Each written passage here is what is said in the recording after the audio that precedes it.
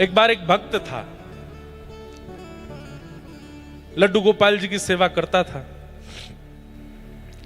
पर उसके जीवन में इतना कष्ट था, इतना दुख था कि वो रोज लड्डू गोपाल जी से प्रार्थना करना था, मेरे जीवन में सुख आ जाए, मेरे जीवन में सुख आ जाए।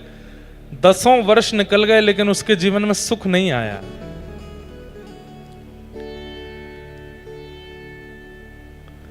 तो एक दिन उसका एक मित्र आया, उस मित्र ने आकर के कहा, बोले भैया हमारा तो घर भी बन गया, हमारा तो व्यापार भी बहुत अच्छा चल रहा है, बच्चे भी अच्छे पढ़ लिख रहे हैं, बहुत बढ़िया चल रहा है। तो उस भक्त ने कहा, भाई तुम कौन से भगवान की पूजा करते हो? मैं गोपाल जी की पूजा करता हूं, 10 साल से कह रहा हूं, मेरा तो कोई भी काम नहीं बन रहा। उस भक्त ने कह दिया, मैं तो शंकर जी की आराधना करता हूं, शिव आराधन करता हूं, और सुनो हम तुमको एक राय दें। बोले क्या? ये गोपाल जी की सेवा थोड़ी तुम कम करो, शंकर जी की आराधना करो, शिव भक्त, शिव जी जल्दी प्रसन्न होते हैं। और मेरा आपका, हम सब संसारी लोगों का स्वभाव ऐसा ही है, जहां की तरफ हमको लगता है कि पड़ला भारी है, हम वहीं की तरफ झुक जाते हैं।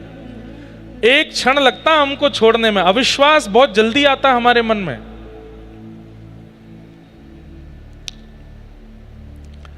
गोपाल जी को उठा करके अलमारी में रख दिया, शंकर जी ले आया, अब शंकर जी की पूजा करने लगा। अगले दिन जैसे ही शंकर जी का आराधन करते समय अगरबत्ती लगाई तो अगरबत्ती का धुआं स्वाभाविक रूप से ऐसे उड़ करके इधर जा रहा था जहां अलमारी में ठाकुर जी बैठे थे। तो उस भक्त ने क्या सोचा, 10 सालों से तुम्हारी पूजा कर रहा हूं, आज तक बोले नहीं, आज तक मेरी एक भी बात मानी नहीं, आज तक मुझे कुछ भी दिया नहीं, और आज जैसे ही खुद को अलमारी में बैठा के शंकर जी की पूजा करने लगा तो उनकी अगरबत्ती का धुआं भी अपनी तरफ खींच लिया, उनकी अगरबत्ती की सुगंधी भी खुद ले रहे हो, उनको नहीं लेने दे रहे हो। रुक जाओ, मैं आपको अलमारी से निकाल करके और कहीं रख देता हूं। जैसे ही अलमारी खोली तो क्या देखता है कि जो मूर्तिमंत लड्डू गोपाल थे वो प्रत्यक्ष प्रकट होकर के वहां बैठे थे। क्यों? क्यों? क्योंकि 10 साल उसने सेवा करके ठाकुर जी को मूर्ति ही माना था। आज पहली बार उसके मन में यह भावना आई कि इनकी भी नाक है, ये भी सूंघते हैं, यह भी प्राणी हैं, इनके अंदर भी प्राण हैं।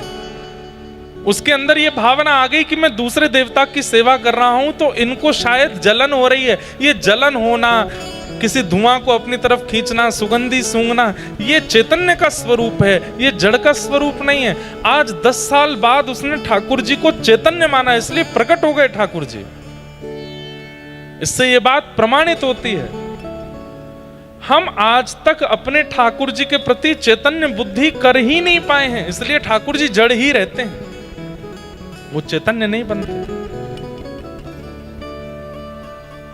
उनके प्रति चैतन्य भावना रखो, उनके प्रति चैतन्य की स्थिति रखो। और चैतन्य स्थिति कैसे होती है? ठाकुर जी से कोई संबंध बना लीजिए, ठाकुर जी को अपना कुछ मान लीजिए, उनके प्रति चैतन्य बुद्धि रखने लगोगे तो ठाकुर जी की गतिविधियां होने लगेंगी। कभी आंखें भी टिमटिमाएंगे, कभी हाथ भी चलाएंगे, कभी पैर भी चलाएंगे, कभी बोलने भी लगेंगे। जितने भी भक्तों का नाम लीजिए, एक भी भक्त ऐसा नहीं है जिसने मूर्ति पूजा की हो। सब भक्तों को चैतन्य भगवान ने दर्शन दिया। क्यों? क्योंकि उस भक्त ने ठाकुर जी के प्रति कभी जड़ बुद्धि रखी ही नहीं, वो ठाकुर जी को चैतन्य मानता है, हम जड़ मानते हैं। ठाकुर जी जड़ नहीं है, चैतन्य है। व्रज में एक महात्मा यमुना स्नान कर रहे थे। भोली भाली 2 सखियां आपस में बात कर रही थी। बोले, अरे मैंने तो ऐसा सुना है कि इन संतन के पास भगवान हूं मैं। दूसरी बोली, दिखाई तो देना रे। ब्रजभाषा बोले, समझ जाओगे आप लोग। दूसरी बोली, दिखाई तो देना रे। बोले, ऐसे ना दिखाई दे, ये जो इनको झोला है ना, जो ये टांग के चले, या के भीतर है भगवान। तो संत जैसे ही यमुना स्नान करने गए, दोनों भोली भाली सखियां गईं और उनका झोला खोलने लगी। तो झोले में से गीता जी निकली, रामायण निकली, कमंडल निकला, तभी एक छोटा सा एक बक्सा था, वो छोटे से बक्सा को जैसे ही खोला तो उसमें लड्डू गोपाल बैठे थे। तो दोनों सखी बोली, अरे देख देख देख देख, मिल गए ठाकुर जी। तब पहली सखी दूसरी सखी से बोली, अरे देख, या बाबा ने छोटे से बक्सा में ठाकुर जी रख दिए तो ठाकुर जी के हाथ पैर टेढ़े मेढ़े है गए, और लड्डू गोपाल तो ऐसे ही रहते हैं। दूसरी बोली, मेरे पास घी है, मैं इनकी नेक मालिश करके इनके हाथ पैर सीधे कर दूंगी। और घी लेकर के आई और ठाकुर जी को मालिश करी, हाथ में लगा, पैरन में लगा, मुख पे लगा। अब उसके मन में ये नहीं था कि लड्डू गोपाल ऐसे ही रहते हैं, उसको था कि ये छोटे से बक्से के कारण इनके हाथ पैर ऐसे हो गए। इस भावना से घी लगाया तो ठाकुर जी सीधे हो गए, हाथ भी सीधे हो गए, पैर भी सीधे हो गए। इतने में ही वो महात्मा यमुना जी से निकल के आए। जैसे ही यमुना जी से निकले, वो सखियां वहां से भागी, अरे बाबा आ गए हो, बाबा आ गए हो। बाबा ने आके कही, मेरा झोला निकाल लिया, क्या निकाला इसमें से? और जैसे खोल के देखा तो बक्सा रखा था। उनको डर लगा कि कहीं ठाकुर जी तो नहीं ले गए। जैसे ही खोल करके देखा तो जो लड्डू गोपाल थे वो सीधे खड़े थे, दोनों हाथ भी सीधे, पैर भी सीधे। बाबा बोले, ठाकुर जी तो मेरे हैं, 40 साल से मैं सेवा कर रहा हूं, लेकिन इनके हाथ पैर सीधे कैसे हो गए? उन सखियों को बुलाया, बोले मैं कुछ कहूंगा नहीं, इधर आओ। तुमने क्या किया था कि मेरे ठाकुर जी के हाथ पैर सीधे कैसे हो गए? तो वो सखी बोली कि बाबा, हमें तो ऐसी लगी कि आपने अपने ठाकुर जी इतने छोटे से डिब्बा में बंद कर दिए, उनके हाथ पैर मुड़ गए, तो हमें लगी कि हाथ पैर सीधे करवे के काज घी की मालिश कर दें। तो हमने घी की मालिश करी तो ठाकुर जी के हाथ पैर सीधे हो गए। बाबा ने उन सखियों को प्रणाम किया, बोले मैंने प्रयाग में स्नान किया, काशी में स्नान किया, तीर्थ यात्राएं करी, बड़े बड़े यज्ञ किए, बड़े बड़े अनुष्ठान किए, 40 साल से नित्य इनकी सेवा कर रहा हूं। सब कुछ प्रस्तुत कर दिया ठाकुर जी की सेवा में, लेकिन जिससे ठाकुर जी प्रसन्न होते हैं, चैतन्य भाव, वो हृदय में नहीं ला पाया। इसलिए आज तक ठाकुर जी मेरे सीधे नहीं हुए। लेकिन आज तुम लोगों की भावना से मुझे पता चल गया कि ठाकुर जी के प्रति चैतन्य बुद्धि रखनी चाहिए। हमारे गिरधर लाल जी इतने से हैं, लेकिन उनके प्रति कभी आज तक जड़ बुद्धि नहीं आई, चैतन्य बुद्धि। और चैतन्य बुद्धि कैसे? अहिल्यानगर में कथा है, ठाकुर जी को पर्ची डाल के पूछेंगे आप चलोगे? जो पर्ची ठाकुर जी के पैरों के पास जाती है, समझते हैं यही उत्तर है, खोल के देखते हैं ठाकुर जी कहते हैं नहीं, मतलब नहीं जाना। अभी कुछ दिन पहले मैं साउथ अफ्रीका गया था, वहां मेरा ले जाने का मन नहीं था। मैंने कहा वहां लोग गौ मांस खाते हैं, फ्लाइट इतनी लंबी होगी, व्यवस्थाएं इतनी होती नहीं है, ठाकुर जी को घर ही छोड़ जाते हैं। पर मन में आया कि एक बार पर्ची डाल के पूछ लेता हूं। पर्ची जब डाली ठाकुर जी को तो एक आश्चर्य हुआ। मैंने पंडित जी एक थे, उनसे बोला, मैंने कहा 2 पर्ची बनाओ, एक में लिखना साउथ अफ्रीका जाना है और दूसरे में लिखना साउथ अफ्रीका नहीं जाना है, 2 पर्ची बनाओ। तो पंडित जी ने पर्ची बनाई, 2 पर्ची बना करके मुझे बोले डाल दो महाराज जी। तो जैसे ही मैंने डाली तो उठाई तो उसमें लिखा था साउथ अफ्रीका जाना है। मैंने कहा ठाकुर जी तो आज्ञा कर रहे हैं जाना है। तो मैंने कहा दूसरी पर्ची भी ऐसे ही, बस दूसरी पर्ची उठाई, उसको खोल के देखा, दोनों पर्चियों में यही लिखा था साउथ अफ्रीका जाना है, नहीं लिखा ही नहीं था इसमें। मैंने पंडित जी से कहा, मैंने कि सुनो, आपने दोनों पर्चियों में लिखा है साउथ अफ्रीका जाना है, दूसरी में भी लिखा साउथ अफ्रीका जाना है। वो बोले महाराज जी इतने सालों में पहली बार मैं नहीं लिखना भूल गया हूं कि मैंने नहीं लिखा था, वो इसमें है ही नहीं, मुझे समझ नहीं आ रहा है। मतलब नहीं शब्द था ही नहीं उसमें। अब मैं बड़ी आश्चर्य में पड़ गया, अब क्या करूं, ये तो दोनों पर्चियों में एक ही बात लिखी थी। तो मैंने कहा एक पर्ची और बनाओ। तो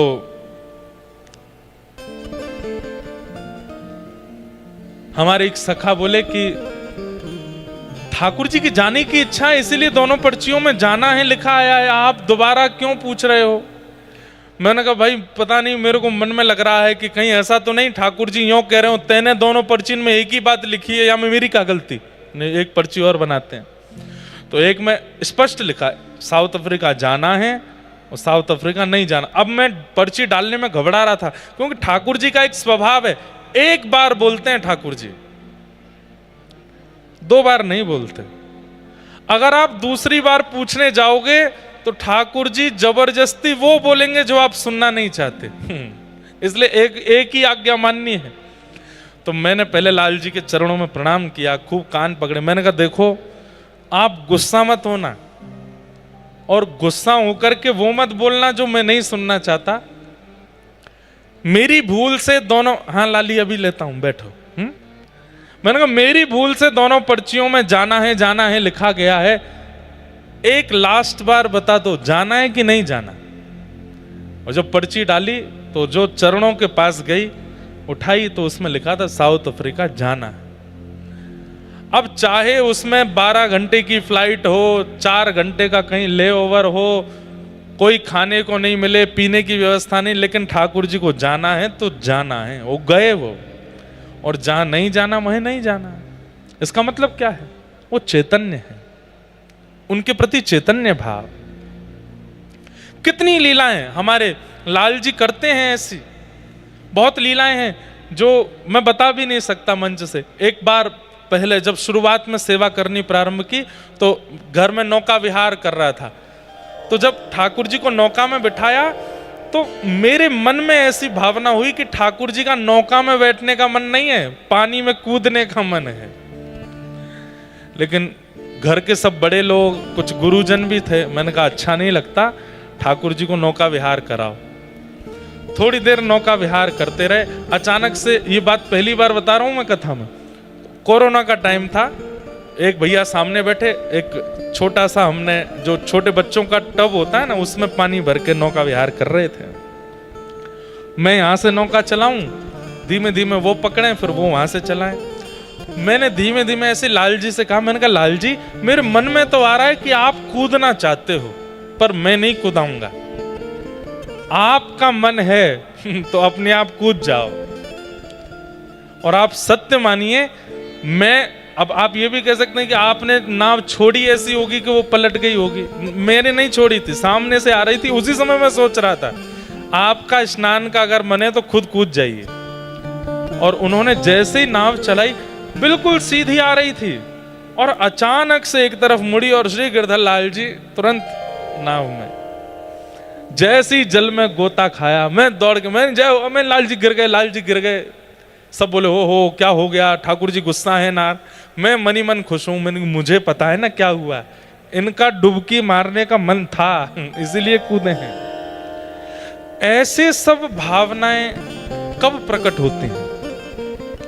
जब आप अपने ठाकुर को मार्बल का, धातु का, अष्ट धातु का, सोने का, चांदी का नहीं मानते, उनको चैतन्य मानते हो। वो चैतन्य है, वो चैतन्य है। उनके प्रति चैतन्य बुद्धि रखो। भगवान का दूसरा स्वरूप है चैतन्य। हमारे एक शिष्य बैठे हैं अभी यहां पंडाल में, उनका नाम नहीं बोलूंगा। वो हर महीने 30 पर्चियां बनाते हैं, और 30 पर्चियों में लिखते हैं कि ठाकुर जी आपको क्या खाना है। एक पर्ची में इडली डोसा, एक पर्ची में पूरन पोली, एक पर्ची में पंजाबी क्या कहते हैं पनीर आदि, एक पर्ची में आलू पराठा। ऐसे 30 दिन की पर्ची बनाते हैं, और हर दिन अपने ठाकुर जी के आगे सुबह सुबह पर्ची उठाते हैं कि आज आपको क्या पाना है। अब चाहे जो निकल आए उसमें वही बनेगा ठाकुर जी की प्रसादी के लिए। और उसमें भावना क्या है कि ये ठाकुर जी की आज्ञा है। ठाकुर जी को चैतन्य मानो, जड़ नहीं, वो चैतन्य है। नामदेव जी को कैसे मिल गए ठाकुर जी? नामदेव जी के नाना जी बामदेव जी ठाकुर जी की सेवा करते थे। नामदेव जी दूर खड़े होकर के देखते थे, और बस उनकी इच्छा होती थी कि इनकी सेवा कभी मैं करूं। वामदेव जी को कहीं जाना था तो नामदेव जी से कह गए तुम ज्यादा कुछ मत करना, बस एक काम करना। बोले क्या? ठाकुर जी का रोज भोग लगाना और भोग लगा के ही पाना। ठीक है। नामदेव जी तो बड़े खुश हो गए। भोग लगा करके जैसे ही ले गए ठाकुर जी के आगे, बोले ठाकुर जी पा लीजिए, बहुत सुंदर दाल बना है, साग बनी है, रोटी बनी है, बहुत सुंदर ये सब सामग्री पाइए ठाकुर जी। और ठाकुर जी तो खड़े हैं, पा नहीं रहे। नामदेव जी बोले आप पा क्यों नहीं रहे हो? स्वाद में कोई कमी है क्या? अरे नहीं नहीं, स्वाद में कोई कमी नहीं है, सामग्री बहुत अच्छी सिद्ध हुई है, सब कुछ बहुत अच्छा है। एक दिन 2 दिन निकल गए तो श्री नामदेव जी सोचने लगे मेरी भक्ति में कोई कमी है, इसीलिए आप नहीं पा रहे हो। नाना जी के हाथ से पा लेते हो, मेरे हाथ से नहीं पा रहे हो। पर उनको कौन बताए कि नाना जी के हाथ से भी नहीं पाते थे ठाकुर जी। लेकिन नामदेव जी इतने बालक थे, रुदन करने लगे और रोते रोते बोले अगर आपने प्रसाद नहीं पाया तो नाना जी वापस आके आपकी सेवा मुझसे छीन लेंगे और मैं वो नहीं चाहता। छुरी लेकर के आ गए और अपने गले पर रख करके बोले या तो प्रसाद पाओ नहीं तो मैं प्राण त्याग दूंगा अपने। इतने में ही ठाकुर जी प्रकट हो गए। प्रकट होकर के नामदेव जी का हाथ पकड़ लिया और पकड़ करके बोले मैं इतनी जल्दी प्रकट नहीं होता, अरे कम से कम 3-4 महीने तो मनाते मुझको, 3 दिन में प्रकट कर लिया। 3 महीने में चाह रहे हो कि मैं दर्शन दूं? 3 दिन में ठाकुर जी प्रकट हो गए। प्रकट होकर के खूब प्रेम से पाया। 3-4 दिन बाद जब वामदेव जी वापस आए और जब थाली लेकर के वामदेव जी गए, ठाकुर जी ने नहीं पाया तो नामदेव जी ने टोक दिया। बोले नाना जी आप तो यथावत थाली उठा के लिया, ठाकुर जी ने तो पाया ही नहीं। तो वामदेव जी हंसने लगे। बोले ठाकुर जी पाते नहीं है, बस देखते हैं। बोले ऐसे कैसे नहीं पाते, मैं तो पवाता था। बोले अच्छा मेरे सामने पवा के दिखाओ। नामदेव जी फिर आ गए। ठाकुर जी पाओ, जैसे 3 दिन पहले मेरे साथ पा रहे थे वैसे पाओ। ठाकुर जी नहीं आए। नामदेव जी बोले ऐसे नहीं आते, मुझे पता है कैसे आते हैं। गए दोबारा छुरी लेके आए और फिर से गले पर रखी। ठाकुर जी फिर प्रकट हो गए, हाथ पकड़ के बोले बड़े जिद्दी हो, ये बार बार छुरी क्यों रख लेते हो तुम गले पे, हमको धमकी देते हो। लेकिन यहां ठाकुर जी नामदेव जी से नोकझोंक कर रहे हैं, सामने वामदेव जी की आंखों में आंसू। पूरा जीवन निकल गया मेरा, आज पहली बार ठाकुर जी का अनुभव हुआ। धन्य है नामा जो तेरे ऊपर ठाकुर जी इतनी कृपा करते हैं। सीधी बात, मैंने जो कोई भी बातें यहां बताई, इन सब बातों में ठाकुर जी के प्राकट्य का मूल कारण क्या था? भैया ये जिनके भी गोपाल जी हैं इनको ले जाओ और पकड़ के बैठाओ, खूब प्रेम से कथा सुनो, नहीं तो इनके कारण और भी कथा नहीं सुन पाएंगे। जितनी भी बातें मैंने बताई, इन सब बातों में प्रधान बात क्या थी? ठाकुर जी के प्रति चैतन्य बुद्धि, वो जड़ नहीं है। आप लोग ऐसा मत करना कि कल आप सब भी छुरी लेके बैठ जाओ ठाकुर जी पाओ, नहीं। ठाकुर जी कहेंगे सुनी सुनाई बात है, नामदेव जी का चरित्र सुन के आए हो इसलिए कर रहे हो ना, कुछ नया करो। और नए में ठाकुर जी को धमकी मत देना भैया कि मैं आत्महत्या कर लूंगा नहीं तो भोजन पर, नहीं नहीं, ये सब नहीं करना। नवीनता में आप चैतन्य बुद्धि रखो बस। चैतन्य बुद्धि का प्रारंभ कहां से होता है? सबसे पहली बात, ठाकुर जी का आसन। ठाकुर जी का आसन ऐसा रखो विचार करके कि ठाकुर जी इस पर बैठेंगे तो उनको सुख मिले। कई बार हम ठाकुर जी को ऐसे आसन में रखते हैं, उसमें खुद को इमेजिन करके देखो, आप बैठते तो बैठ पाते हो उसमें? नहीं बैठ सकते। ठाकुर जी कैसे बैठ जाएंगे? दूसरी बात, सबसे पहला ठाकुर जी का आसन इतना सुंदर मलमल का वस्त्र हो, थोड़ा कंफर्टेबल हो, पीछे कमर लगाने के लिए मसनद हो, गद्दी हो। दूसरा, हम सबके घर के ठाकुर जी कैसे हैं? किसी घर के ठाकुर जी ऐसे हैं, किसी के घर के ऐसे हैं, मेरे ऐसे हैं। तो मन में ये भाव होना चाहिए कि ठाकुर जी पूरे दिन हम ऐसे हाथ करें तो हमारा हाथ थक जाएगा, तो ठाकुर जी के पास में एक छोटी सी छड़ी बनवा के रखो कि हे नाथ, जब जब आपका मन हुआ करे, मेरे सामने तो आप ऐसे ही रहोगे, जब मैं चला जाया करूं ये छड़ी नीचे लगा लिया करो। ये मसनद है, इस पे थोड़ा टेक लिया करो। लड्डू गोपाल है, एक हाथ उठा रहता है, उसके नीचे की थोड़ी गद्दी बनवा दो कि ठाकुर जी आपको श्रम होता होगा। ये चैतन्य बुद्धि है। दूसरी बात, वस्त्र। मौसम के अनुकूल ठाकुर जी को वस्त्र पहनाओ। अभी गर्मियां चल रही हैं तो ठाकुर जी को ऐसे हल्के वस्त्र हों, ज्यादा मालाएं नहीं गले में पहनानी, 2 माला ही पहना दीजिए, मोती की पहनाइए जो चुभे ना ठाकुर जी को। इत्र भी मौसम के अनुकूल हो। इस समय कस्तूरी का इत्र नहीं लगा सकते, इस समय शमामा का, हिना का इत्र नहीं लगा सकते, गुलाब का इत्र लगा सकते हो, खस का इत्र लगा सकते हो, मोगरा का इत्र लगा सकते हो, जो ठंडा इत्र होता है, चंदन का इत्र लगा सकते हो, ठाकुर जी को इत्र लगाओ।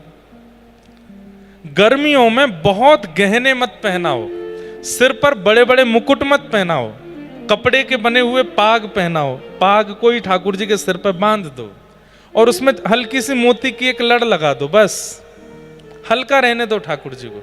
अक्षय तृतीया आने वाली है, आज से ही चंदन घिसना शुरू कीजिए, घर पे खूब सारा चंदन निकालिए, उस चंदन को इकट्ठा करके एक बढ़िया कपड़े में डाल के निचोड़ के उसका पानी निकाल लो, चंदन का एक बॉल जैसा बन जाएगा। अक्षय तृतीया वाले दिन मुख से लेके चरणों तक पूरा चंदन का श्रृंगार कीजिए, ठाकुर जी को ठंडा लगे। अब घरों में ठाकुर जी के सामने फुब्बारे रखना शुरू करो, छोटे छोटे फुब्बारे ले आओ, ठाकुर जी के आगे फुब्बारे रखो, उसमें इत्र लगा दो। ठाकुर जी को फूल मंडली, जहां ठाकुर जी विराजते हैं ऊपर पुष्प का बंगला बनाओ, जैसे बिहारी जी का, राधा वल्लभ जी का, राधा रमन जी का, बहुत बड़ा नहीं, छोटा छोटा बनाओ। ये सब कब करते हैं हम? जब ठाकुर जी के प्रति चैतन्य बुद्धि होती है।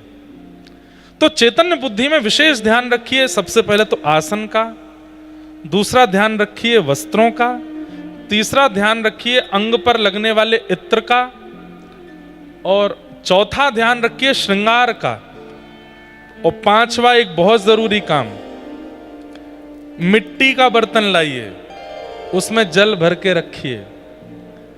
ठाकुर जी का पास में, उसको झारी जी बोलते हैं।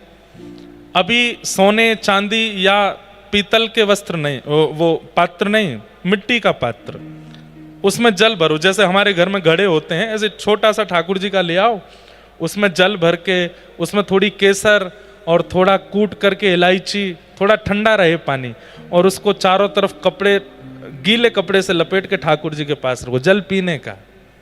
ये सब कब आता है मन? मुझे बताना नहीं पड़ेगा। जब आप चैतन्य बुद्धि रखोगे तो अपने आप करने लगोगे कि ठाकुर जी को ऐसा करना है, ठाकुर जी को ये देना है। और अंतिम बात, पंखे में हम खुद नहीं बैठ सकते। हाँ, अब घर में पंखा ही है और कुछ नहीं तो फिर ठाकुर जी भी मैनेज करेंगे, लेकिन जब हमारे कमरे में एसी है, हमारे कमरे में कूलर है, तो फिर ठाकुर जी को भी लगवाओ। आजकल छोटे छोटे कूलर भी आते हैं, एसी भी आते हैं, ठाकुर जी को लगाओ। और अंतिम प्रसाद, बहुत गर्म भोजन नहीं कराना है ठाकुर जी को। रोज छाछ बनाइए, घर में बढ़िया लस्सी बनाइए, ठाकुर जी को आम की सामग्रियां बना बना के पवाइए, पतली पतली रोटियां और ऐसी सब्जियों का प्रयोग जो गर्म, जिनकी तासील ठंडी होती है, ठाकुर जी को पवाओ। आप यहीं से प्रारंभ कीजिए, धीरे धीरे धीरे धीरे चैतन्य बुद्धि करते करते एक दिन ऐसा होगा, ठाकुर जी स्वयं स्वप्न में आकर के आज्ञा किया करेंगे, कल मेरे काजे ये बनाओ, कल मुझे ऐसे पवाओ। एक जयपुर के एक भक्त हैं,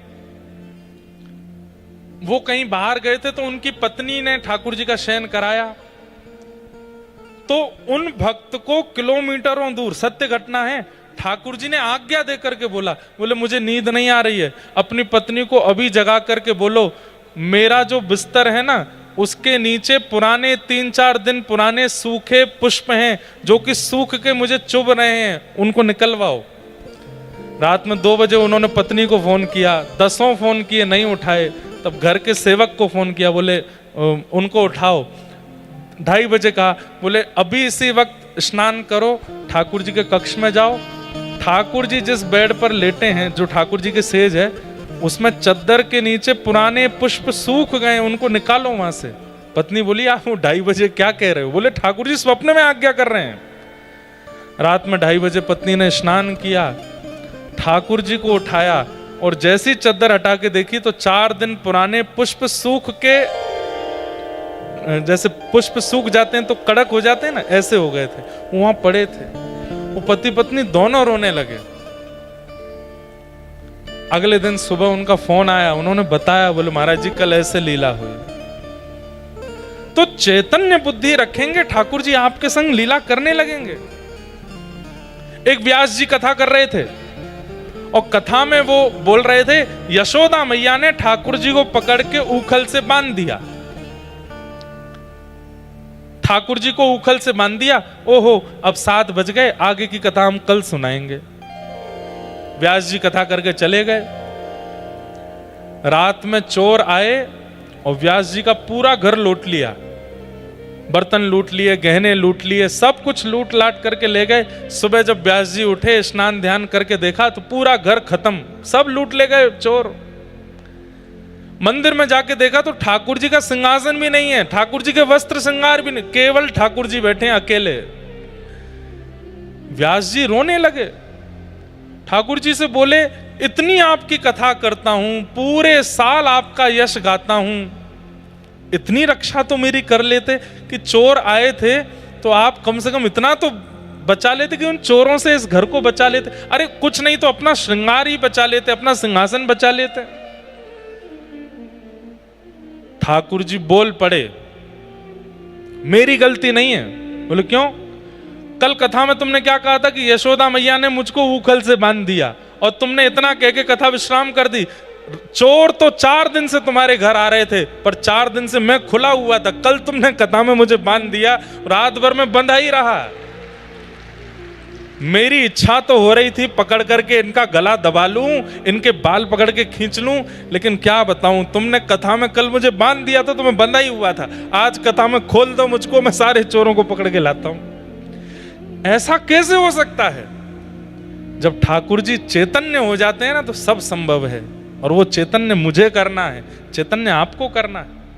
सक्कूबाई ने चैतन्य किया, मीराबाई ने चैतन्य किया, सूरदास, रैदास, सबने चैतन्य किया, पर इंद्रेश चैतन्य नहीं कर पाया। आप चैतन्य नहीं कर पाए हो। धीरे धीरे धीरे धीरे धीरे धीरे वो चैतन्य की स्थिति प्रकट करनी है। ठाकुर जी बोलने लगे, ठाकुर जी कहने लगे, चैतन्य। और जैसे ही ठाकुर जी चैतन्य हो जाएंगे ना, फिर भक्ति का जो सुख मिलेगा, भक्ति में जो आनंद आएगा, वो आनंद अलग होगा।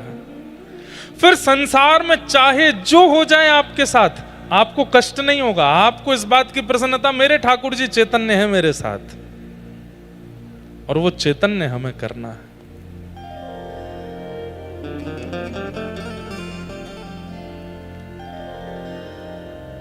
सच्चिदानंद रूपाय, भगवान का पहला स्वरूप सत्य है, दूसरा चैतन्य और तीसरा आनंद। ठाकुर जी आनंद हैं, ठाकुर जी आनंद प्रदान करते हैं, उनका स्वरूप आनंद है। विश्वोत्पत्त्यादि है तवे। अब देखो कथा शुरू हुई लगभग 4:30 पौने 5 बजे, अभी बज रहे हैं 6, 6:15 होने वाले।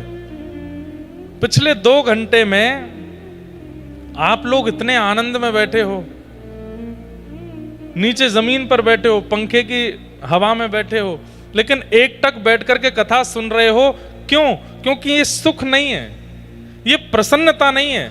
यहां जो अनुभूति आपको हो रही है इस वक्त, उसी को आनंद कहते हैं, आनंद कहते हैं। हमारा टारगेट है कि हम 1 महीना महाराष्ट्र में हैं तो मराठी इतनी सीख जाएं कि बात करने लगें सबसे मराठी में। बड़ी प्यारी भाषा है, लेकिन भाषा प्यारी तभी लगती है जब उस भाषा में भक्ति की वार्ता हो। अब ऐसे तो हिंदी में भी गाली गलौज करने लगे तो हिंदी भी अच्छी नहीं लगती है। हिंदी में भी भाषा में अभिमान, व्यक्ति अपना मान सम्मान अभिमान की बातें करे तो भाषा अच्छी नहीं लगती। लेकिन उसी भाषा को सुंदर बना दिया जाता है यदि उसी भाषा में ठाकुर जी की चर्चा हो। इंग्लिश बड़ी अच्छी भाषा है, लेकिन वो इंग्लिश नॉर्मल लगती है, लेकिन उसी में ठाकुर जी की चर्चा हो तो सुंदर लगने लगती है। ऐसी मराठी हो, तमिल हो, कन्नड़ हो, या हिंदी हो, पंजाबी हो, गुजराती हो, कोई भी भाषा, वो ऐसा लगता है जैसे मानो भाषा ने रूप धारण कर लिया और आपने ठाकुर जी की चर्चा करके मानो उस भाषा का श्रृंगार कर दिया, वो सुंदर लगने लगती। ऐसी मराठी भी बड़ी सुंदर लगती है अगर उसमें भगवत चर्चा होने लग जाए।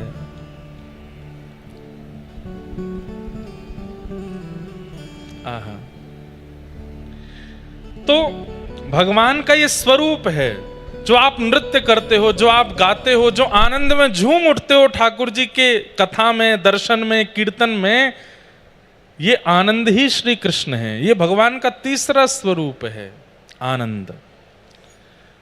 कथा में, कीर्तन में, संकीर्तन में सोच विचार करके नृत्य किया जाए, सोच विचार करके गाया जाए, सोच विचार कर, तो वो आनंद का स्वरूप नहीं होता।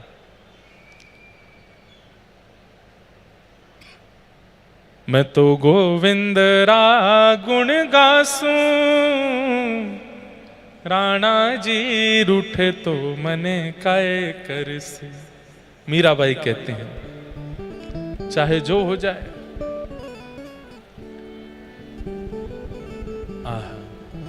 तो आनंद भगवान का स्वरूप है। इस प्रकार भगवान के 3 रूपों का वर्णन किया, सत्य, चैतन्य, आनंद। भगवान के कर्म क्या हैं? विश्वोत्पत्ति आदि है, तवे उत्पत्ति करना, पालन करना और संहार कर देना विश्व का। और तीसरा रूप क्या बताया? गुण, तापत्रय विनाशाय, 3 प्रकार के तापों का जो विनाश करते हैं। एक बात बहुत ध्यान से सुनिए, हम बालकों बैठ जाओ, बैठ जाओ, जय हो राम कृष्ण हरि, बैठ जाओ लालाओ, जाओ, माता जी चली जाएंगी छोड़ के, जाओ चलो दौड़ के, पर हम ले जाएंगे पकड़ के वृंदावन, जाओ। तापत्रय विनाशाय, 3 प्रकार के ताप होते हैं। ताप मतलब कष्ट, आदिदैविक, आदि भौतिक और आध्यात्मिक। 3 प्रकार के दुख हैं हमारे जीवन में। आदिदैविक दुख क्या है? किसी के द्वारा आपको दुख दिया गया। क्यों दुखी हो भाई? बोले पत्नी बहुत लड़ती है हमारी, इसलिए दुखी है। क्यों दुखी हो भाई? बोले माताजी पिताजी बहुत डांटते हैं। क्यों दुखी हो? बोले भाई जो है वो लड़ रहा है। क्यों दुखी हो? बोले पड़ोसी हमारी सुनता नहीं है। आपके दुख का कारण क्या है? कोई और है, किसी और की वजह से आप दुखी हो, वो आदि दैविक ताप। आदि भौतिक ताप, बुखार है इसलिए दुखी हो, सिर में दर्द है इसलिए दुखी हो, पेट में दर्द है इसलिए दुखी हो, मतलब शारीरिक कोई कष्ट है इसलिए दुखी हो, आदि भौतिक ताप। और आध्यात्मिक ताप किस लिए दुखी हो? बोले वर्षा हो गई भैया, सारी फसल बर्बाद हो गई। देवताओं के द्वारा, प्रकृति के द्वारा दिया गया दुख। ये 3 ही दुख होते हैं हमारे जीवन में। किसी व्यक्ति के द्वारा दिया गया दुख, स्वयं से प्रकट किया गया दुख, या फिर देवताओं के द्वारा दिया गया दुख। ये 3 ही दुख हैं जीवन में, चौथा दुख नहीं होता। लेकिन ठाकुर जी की शरणागति लेने वाले के ये तीनों दुख समाप्त हो जाते हैं। वो अत्यंत सुखी, अत्यंत आनंदित हो जाता है। आपके महाराष्ट्र के संत श्री एकनाथ जी महाराज, एकनाथ जी का नाम सुना है? उनका एक अभंग मुझे बहुत अच्छा लगता है। माझे माहिर पंढरी, आहे भीवरे छातिरी। एक बात तो मैं अपने ऊपर मोहर लगाऊंगा, वृंदावन के वक्ताओं में शायद मैं ही हूं जो इतनी मराठी बोलता हूं। और हो सकता है मुझे नहीं पता हो, और भी बोलते होंगे, लेकिन पंढरीनाथ की इतनी कृपा है कि 2-4 पद तो मुझे याद हैं, और ये महाराष्ट्र में कथा होती मैं बोलता ही हूं। माझी बहिण चंद्रभागा, करित से पाप भंग, माझी बहीण चंद्रभागा, एका जनार्दनी शरण, एका जनार्दनी शरण। एकनाथ जी का ये पद बहुत अच्छा लगता है, किसी दिन गाऊंगा, सबके साथ गाऊंगा। तो श्री एकनाथ जी महाराज, उनके विषय में आता है कि उनको कभी गुस्सा नहीं आता था। दुनिया चाहे जो कर दे, लेकिन एकनाथ जी को क्रोध नहीं आता था। और व्यक्ति को क्रोध ना आवे, इसका मतलब ठाकुर जी देखो, काम, क्रोध, लोभ, मोह, ईर्ष्या, द्वेष, अभिनिवेश, अहंता, ममता, चिंता, इनमें से कोई भी आपके ऊपर प्रभाव नहीं डाल रहा है, इसका मतलब ठाकुर जी आपको मिल गए हैं। ये इस बात का प्रमाण है। आपको क्रोध आता है, अभी ठाकुर जी मिले नहीं। आपके चित्त में काम प्रकट होता है, ठाकुर जी मिले नहीं हैं। कोई भी वस्तु देख करके मुंह में पानी आ जाता है, अभी ठाकुर जी नहीं मिले, चटोरे हो आप। ईर्ष्या, किसी की उपलब्धि देख करके उससे ईर्ष्या होने लगती है, इसका मतलब ठाकुर जी नहीं मिले अभी आपको। एकनाथ जी महाराज के साथ कोई घटना घट जाए, उनको क्रोध ही नहीं आता था, तो इस बात का प्रमाण था कि ठाकुर जी उनको मिल गए। एक बार की बात, पैठण, यहां से कितना दूर है पैठण? किसी को पता है? 100 किलोमीटर बस। पैठण वो तो भैया धाम है जहां श्री एकनाथ जी महाराज विराजते थे। पैठण मैं कभी गया नहीं हूं, पर देखते हैं अगर यहां से ज्यादा दूर नहीं होगा, जल्दी जाके आ सकते हैं तो एक दिन जाएंगे, दर्शन कराएंगे पैठण। तो वहां पैठण में एक ब्राह्मण थे,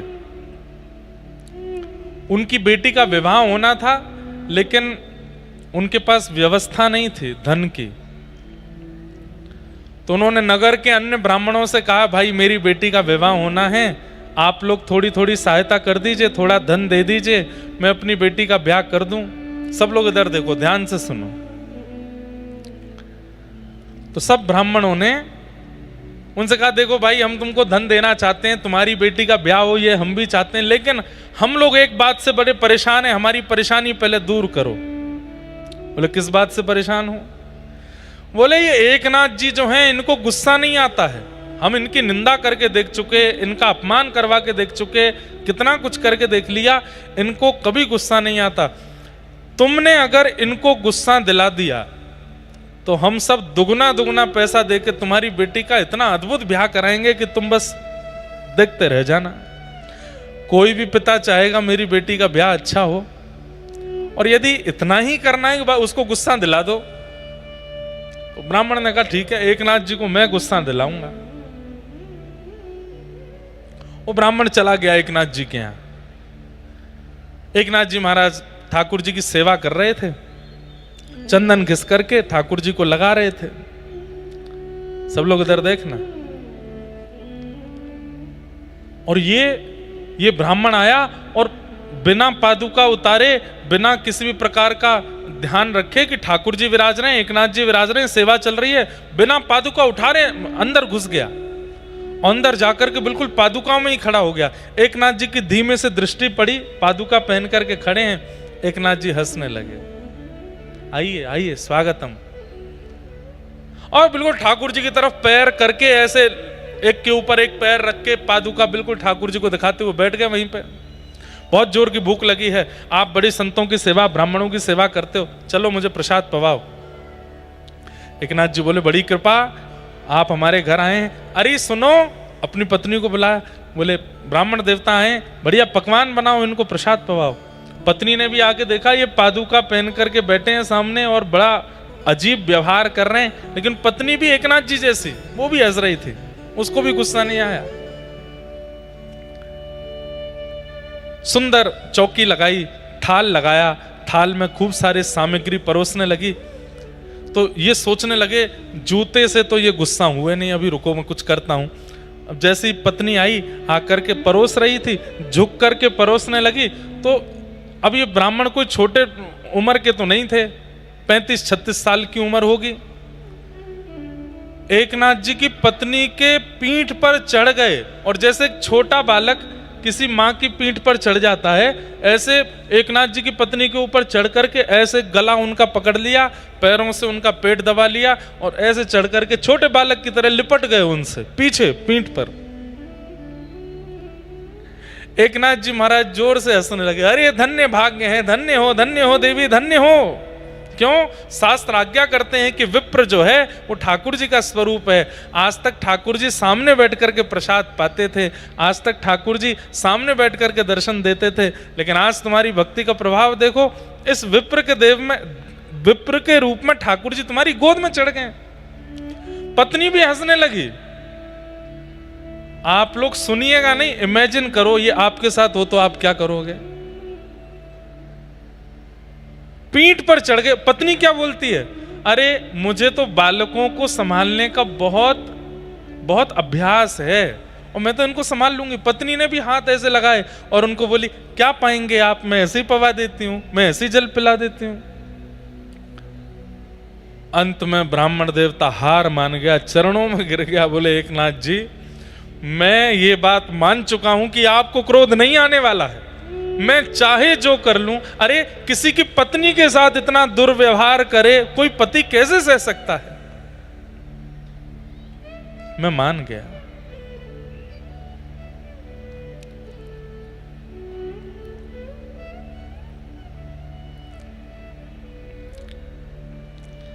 असली बात यह है कि मेरी बेटी का विवाह है और मुझे पैठण के ब्राह्मणों ने कहा कि मैं आपको गुस्सा दिलाऊंगा तो वो सब मेरी बेटी के ब्याह के लिए जो धन राशि है मुझे देंगे, इसलिए बस मैं आपको गुस्सा दिलाने आया, मेरा आपसे कोई बैर नहीं है। एकनाथ जी महाराज बोले, तुमको आते ही पहले ये बात बता देनी चाहिए, तो इतनी देर क्यों लगाई तुमने। कोई ब्राह्मण से धन लेने की आवश्यकता नहीं है, तुम्हारी बेटी का विवाह पंडरीनाथ भगवान करेंगे, सब व्यवस्था होगी, चिंता मत करो। और श्री एकनाथ जी महाराज ने ठाकुर जी से प्रार्थना की, कहां से व्यवस्था हो गई और उस ब्राह्मण की पुत्री का अद्भुत विवाह हुआ। ठाकुर जी ने विवाह कराया, क्रोध नहीं। कहीं ना कहीं भगवत प्राप्त व्यक्ति ऐसा हो जाता है, उसको फर्क नहीं पड़ता, फिर चाहे जो हो जाए उसके साथ वो प्रसन्न ही रहता है, वो आनंद में ही रहता है, वो सुखी ही रहता है। मुझे और आपको यदि छोटी छोटी बातों पर क्रोध आना, काम होना, कभी मन ललचाना, ईर्ष्या होना, मोह होना, ये सब स्वभाव में अगर प्रकट हो रहा है तो इस बात को मान लीजिए कि ठाकुर जी बहुत दूर हैं अभी आपसे। छोटी छोटी बातों की तो बात क्या, बड़ी से बड़ी घटना हो जाती है और आप मुस्कुरा करके सह लेते हैं, तो समझ जाओ ठाकुर जी आस पास ही हैं, बस कुछ ही देर में, कुछ ही दिनों में प्रकट होने वाले। कितनी भी बड़ी भयानक स्थिति क्यों ना हो जाए, आपका मन एकाग्र है तो इसका मतलब ठाकुर जी आपके साथ हैं। तापत्रय विनाशाय श्री कृष्णाय वयं नमः। 3 प्रकार के तापों का जो विनाश करते हैं, ऐसे श्री कृष्ण को हम प्रणाम करते हैं, उनको हम वंदन करते हैं।